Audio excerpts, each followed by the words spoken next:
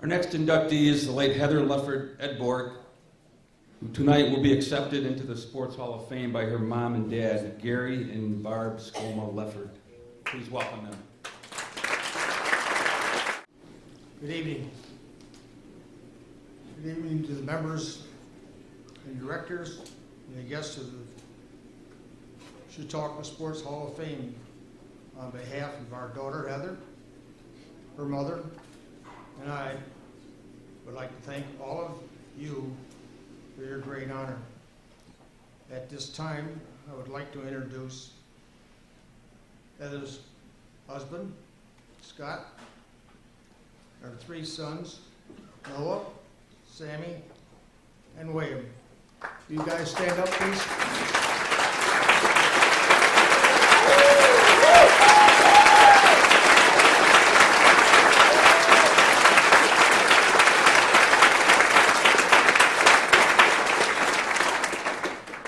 Next, I think all of us should give a special thanks to all those who made this organization possible.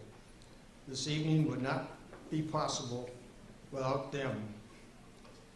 I also want to congratulate all the other inductees here tonight. There are many people that I need to thank. Among them, her high school coach, Ernie Strickland, ACC coach, Santo Disney, so many of her friends that helped with her induction. I will only highlight a couple. There's one very special lady who went out of her way to help. This is Sheila Lingenfeller Goulas. She was a graduate of Southwestern. She is now the softball coach at Ashland University in Ohio, where Heather graduated. She has replaced, as coach, Karen Linder, at the time was Heather's coach at Ashland University. Karen is currently the coach at Kent State. Coach Goulas saw a picture of a softball player hanging on a wall outside her office door and was curious as to who and why this person was hanging in that particular place. So she checked her out and found out that the information on this player was Heather. She read how she accomplished and made all those records as a first-year player at Ashland University, whereas these past records were made by and held by players over a 4-year span. Most of these records are still held by Heather, and her picture still hangs on that wall. Heather had many other interests besides sports. She started dancing at age 12 and continued to dance through her senior year. She also played the flute, was in the high school band. In her junior year, she was inducted by the National Honor Society and held the position of treasurer. In her 4 years of high school, she was the class treasurer. Although her softball career, she was always a leader and a helper to all her teammates. In college, she played third base, both at ECC and Ashland University.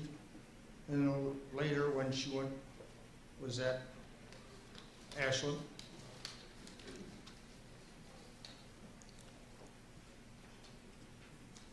the former shortstop graduated.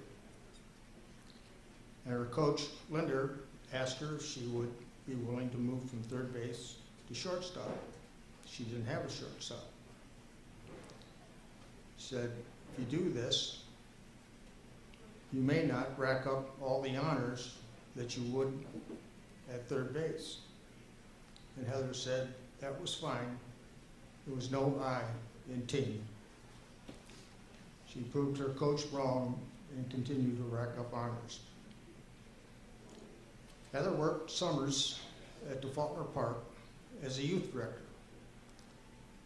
Loved it and organizing sports activities, and she contributed this to her career choice of a teacher and wellness teacher. During the summers, she also played on softball teams. One special team was the Shamrocks out of Buffalo. On one of their trips, she traveled to Sanford, Connecticut to play a team called the Breakettes, which consisted of many Olympic players. She was playing left field at the time. And during the first game, the third baseman got hurt. So her coach, Larry O'Connor, moved her over to third base.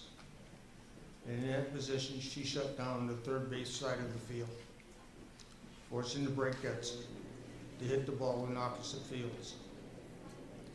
Two very important players from that team, Lisa Fernandez and Dr. Dot Richardson, who were both Olympians, nicknamed Heather Hoover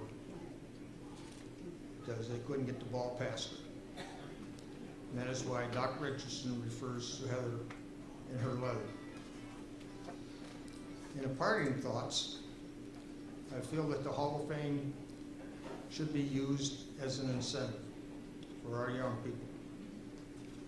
So schools, coaches, parents should be encouraged to take them to see what further inductees have accomplished, and they too could be one. Again, thanks to all for this honor and keeping Heather's memories and accomplishments alive. Thank you.